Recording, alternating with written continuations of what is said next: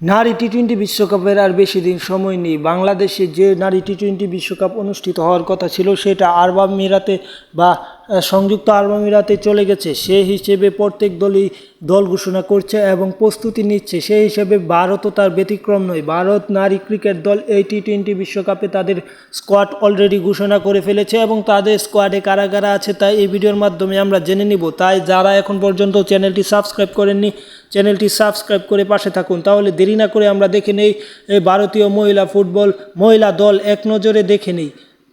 ভারতীয় টি-20 বিশ্বকাপের স্কোয়াডে আছে হরমনপ্রীত কৌর, তিনি হচ্ছেন অধিনায়ক। স্মৃতি মান্দানা হচ্ছে সহ অধিনায়ক।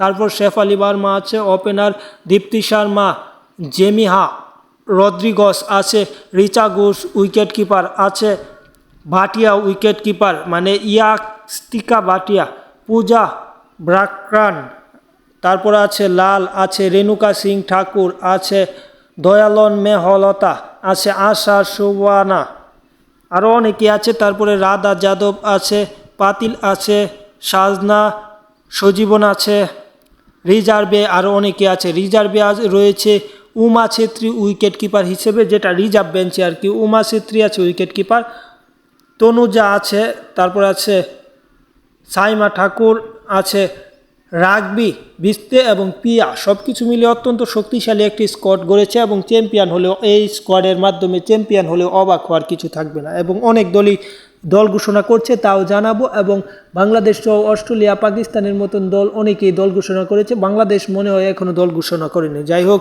অন্যান্য দলের আপডেট পেতে চ্যানেল সাবস্ক্রাইব করে রাখুন।